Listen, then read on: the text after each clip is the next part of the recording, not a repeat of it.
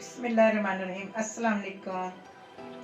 आज मैं आपको गाजर का मुरब्बा बनाना सिखाती हूँ और वो भी गुड़ में इंशाल्लाह।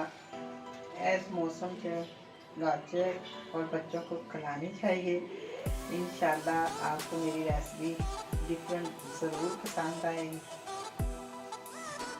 बस गाजर को ना थोड़ा सा ऐसे टाके लगाना है।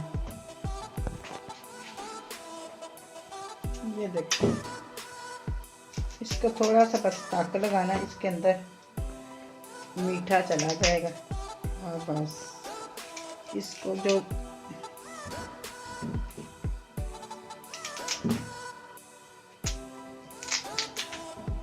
इसमें डालने लगी गाजर और 1 कप शक्कर का। गुड़ डालो शक्कर डालो, एक ही बात है।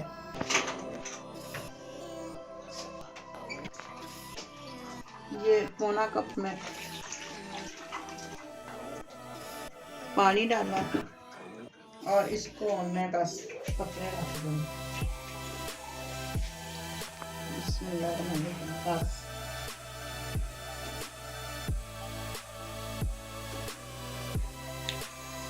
बिस्मिल्लाहिर्रहमानिर्रहीम।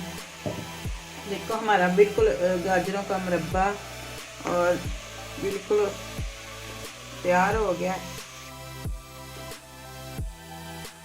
देखो मेरा गाजरा का मुरब्बा बिल्कुल तैयार हो गया। मैंने गुड़ से बनाया।